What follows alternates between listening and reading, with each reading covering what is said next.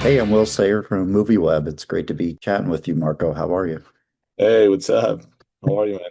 I'm great. Congratulations on Diablo. I thought it was great. Thank you, man. Yeah, I thought El Corvo stole the show, and yeah, he was quite the character, of course. And I was curious, could you talk about putting together your unique sort of villainous character, and if you found yourself, you've been in the acting game, and I was curious if you found yourself maybe channeling elements of past bad guys or past characters from either classic movies or movies that you've been in to create El Corvo. Yeah. Well, yeah, this was a co-creation with Ernesto.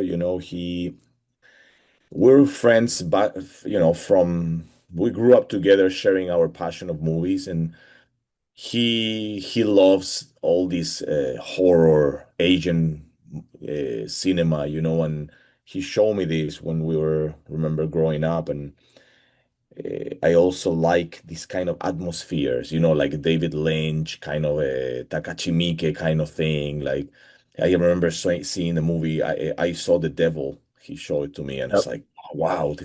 So here he was like, man, I want to bring this horror element to this movie, and we need to do it with this character. So he from the beginning he knew that he wanted to create something like this in this movie, and that's when we started to kind of throw ideas. And then he came up with he told me, man, yeah, okay, this guy's not gonna have a hand. And then he put it into he made it work in the story. And then with all those elements I start like seeing, okay, how this guy's gonna walk, how this guy's gonna.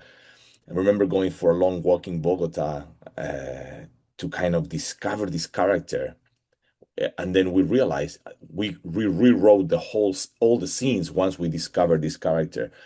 And of course, like my inspiration was kind of of course, like Terminator. Like for me, Terminator is like a kind of a.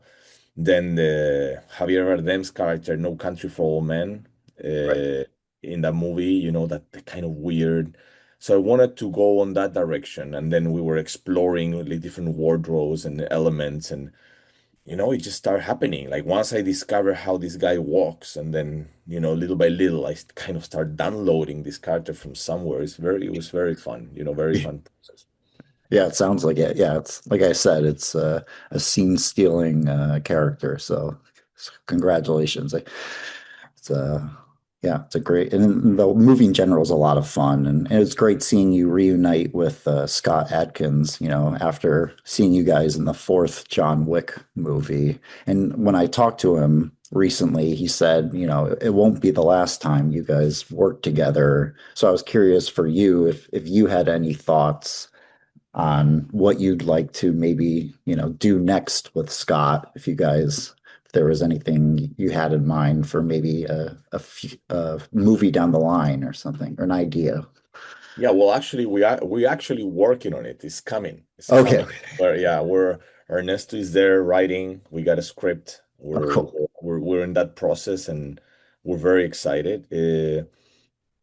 So yeah, I don't want to give you any spoilers or anything, but it's on the works, and we're really, Scott is an amazing human being, man. We really connected from the first time we worked together in Undisputed.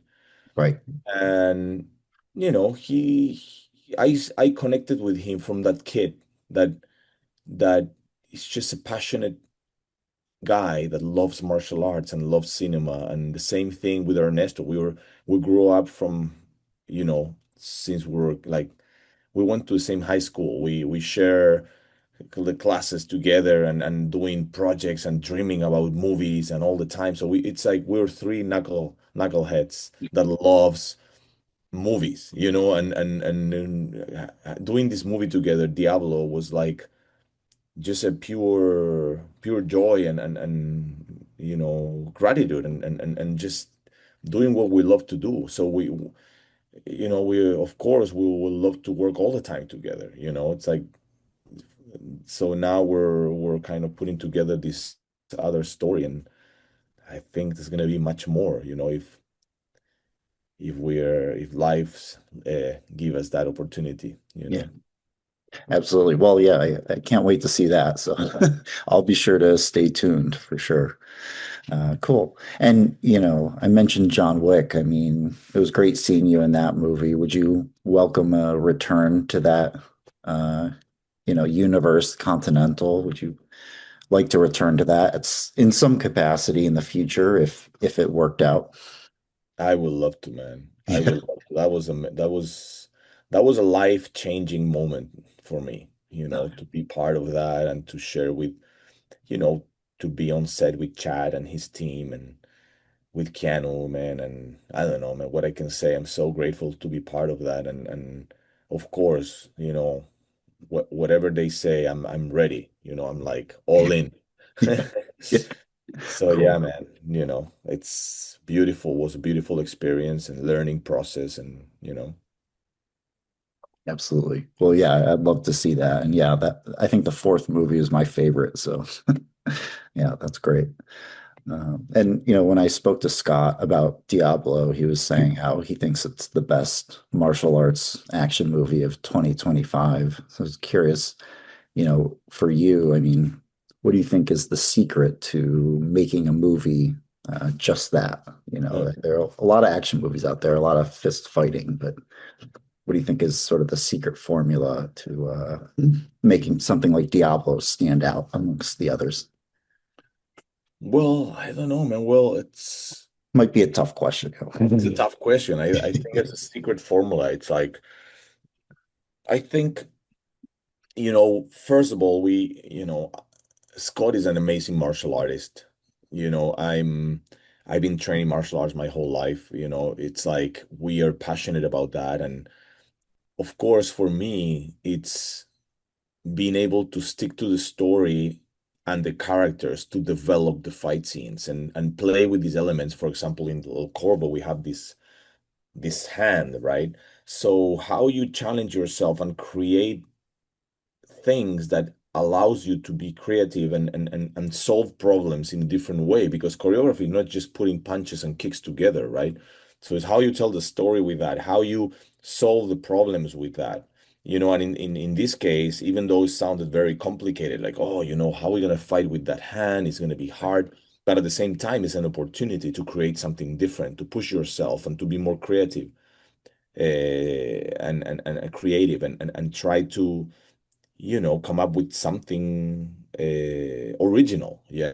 And that's also was Ernesto that pushed this idea of having this hand. And at the beginning, everybody was like, "Oh, this is gonna be hard, man. How are we gonna make it?" But then when I'm doing the choreography, I'm realizing, wow, we can play with this so much. And what makes this unique. So yeah, man, I think every movie has, if you don't challenge yourself, then why do it? Yeah, well said. Yeah, yeah, it makes sense. And I saw, in addition to what you mentioned with Scott and Ernesto, what you're working on, it looks like you have some other future projects you're working on, something that might already be completed. I was curious if you'd like to share about any of those. Yeah, I have a movie. I have my first leading role called Affinity that is going to be released this year. And then I have a Chilean movie called The King of the Ring. Well, Dancing in the Ring. It's the name in English. In Spanish is the King of the Ring. Um, and that tells the story of a real boxer in Chile that fought Joe Louis in 1940s. Oh, It's like more like a historical piece. And yeah, so it's two different movies. It's cool. cool because they gave me the opportunity to explore different roles, very extremely different. Like El Corvo is like a horror movie. Then you have Affinity. I'm more like the hero, the naive guy, the cool, the innocent, and like more like the hero kind of character, right? And then in the boxing movie, it's more like telling the story of this Chilean hero, like that did something, you know, uh, amazing that nobody knows about, the new generation. So to be able to tell that story is beautiful. Yeah, absolutely. I can't wait to see those. And in the meantime, congratulations again on Diablo. And yeah, I really appreciate you taking the time to chat with me. Cool, man. Thank you, man. Yeah, Appreciate it. thank you. Nice to meet you and take care.